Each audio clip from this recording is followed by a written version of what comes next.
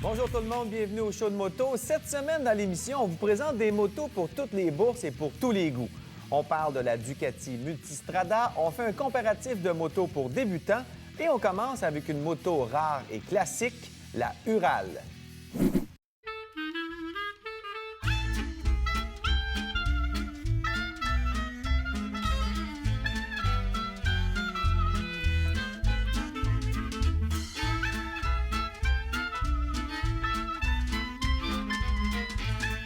Aujourd'hui, au show de moto, on vous présente un bolide légendaire, la Ural, et Michel va nous en parler. Michel, tu as décidé de relever le défi d'être détaillant de Ural à Saint-Jérôme. Exactement, oui, ça va faire un an bientôt. Oui. On a commencé l'année passée à l'automne. Et ça vient d'où cette idée-là de dire je vais distribuer ces motos-là? Il y avait déjà un concessionnaire à Laval qui faisait le Québec au complet et puis il a fermé l'été passé. Nous, ça fait un petit bout de temps qu'on regardait ça, mais il n'y a pas vraiment de place pour deux concessionnaires. On a approché la compagnie, puis eux étaient contents d'avoir quelqu'un dans la région de Montréal aussi, puis à l'extérieur de Montréal pour faire le travail.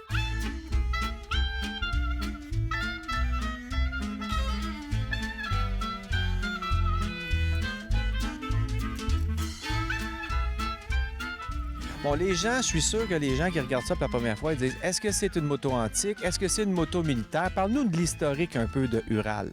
La moto qu'on a ici, c'est un 2010, donc c'est pas un antique. C'est fabriqué depuis 1939. À l'origine, c'était les Allemands qui l'avaient fabriqué pour les Russes. Et ensuite, les Russes l'ont fabriqué. C'est devenu, pendant la Deuxième Guerre mondiale, un des véhicules de l'armée russe.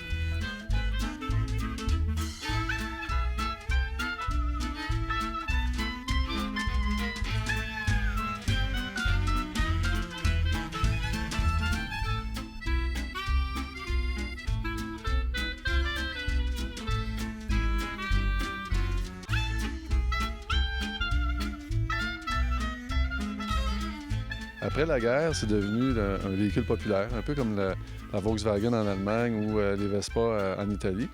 Et en ont produit des quantités industrielles. C'était vendu aussi en Russie, mais dans les pays de l'Est. Il y a même des gens qui m'ont dit qu'ils en ont vu beaucoup à Cuba, en Amérique du Sud.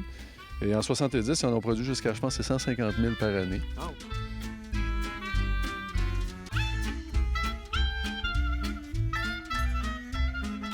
Et après ça, là, quand l'économie a commencé à s'ouvrir, l'économie capitaliste là, sur la Russie, puis il a commencé à avoir l'importation de motos japonaises ou européennes, le marché a tombé complètement. Et pour garder l'usine ouverte, ce qu'ils ont fait, ils sont tournés vers le marché américain et européen. Et puis c'est à ce moment-là qu'on commencé à prendre la production. C'est jamais revenu au niveau des années 70, là, mais tranquillement, pas vite, là, la production remonte... Un petit peu plus. Ouais.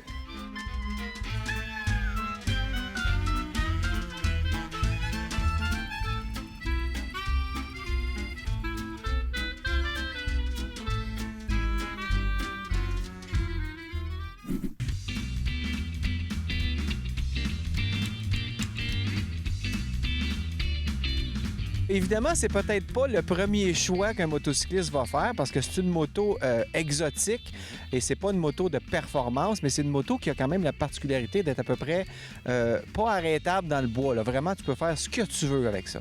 L'intérêt, c'est que c'est une moto route hors route, premièrement. C'est que on peut l'activer en une roue motrice ou deux roues motrices.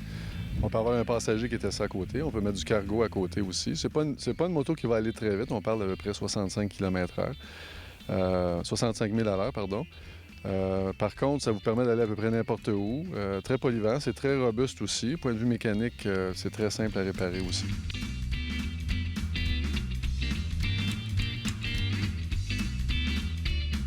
Et qui s'achète ça? C'est des tripeux qui veulent avoir cette moto-là depuis longtemps, des gens qui ont une collection de motos. Il y a plusieurs types de clientèle. Il y a des gens qui ont déjà des motos, puis à un moment donné, c'est des collectionneurs ou des gens qui aiment avoir différentes expériences en moto, qui vont en avoir une.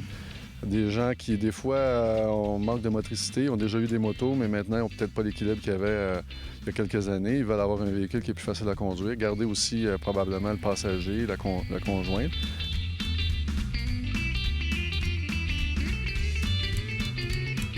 Il y a quand même beaucoup d'espace en arrière. Des gens qui veulent faire des bonnes randonnées, des fois à l'extérieur, là, des sentiers battus, si on veut, mettre du bagage en arrière. C'est des gens qui peuvent faire un peu du off-road aussi, là, des sentiers à l'extérieur des routes normales. OK. C'est un petit peu la clientèle visée. Des gens en ville aussi. C'est une moto aussi quand même assez exclusive. Des gens qui aiment se faire remarquer.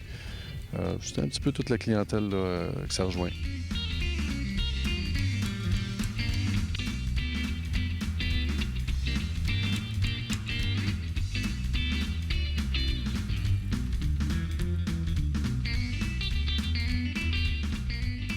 Tu as l'impression de rouler une partie de l'histoire aussi quand tu es là-dessus parce que ça a le look vintage, déjà le camouflage.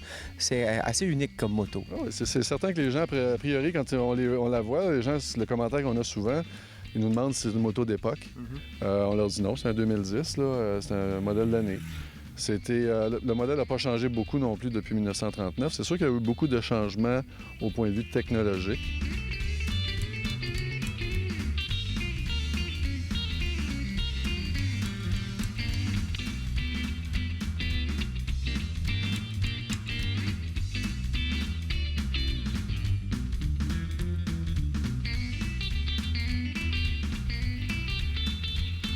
À l'origine, c'était vraiment fabriqué en Russie. La qualité n'était pas nécessairement là.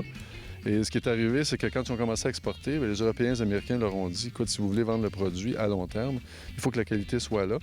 Et puis, si on voit, là, les carburateurs sont japonais, il y a les freins qui sont des freins Bembo fabriqués en Italie. Il y a en tout une 60aine de fournisseurs à l'extérieur de la Russie, je pense dans 15 pays, qui fournissent là, Ural.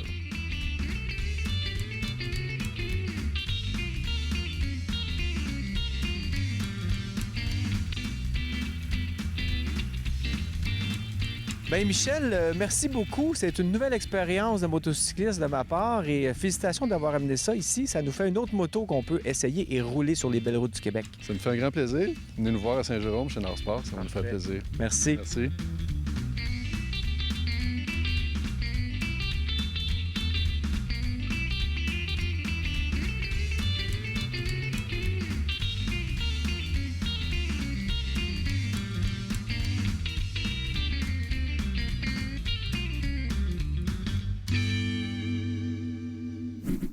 C'est tout pour le show de moto cette semaine. Pour en voir plus, rendez-vous sur notre site web rds.ca/show de moto. Il y a plus de 13 heures de vidéos extraits de nos 4 autres saisons. La semaine prochaine, dans le show, on vous amène à Track Fever pour rencontrer des passionnés de vitesse en moto. Bonne semaine. Participez au concours Aviva et courez la chance de gagner 3 forfaits de 1 000 $ au Fermont Le Manoir Richelieu ou 4 forfaits de 2 500 $ au Rabasca Lodge. Rendez-vous sur le site web rds.ca/show de moto.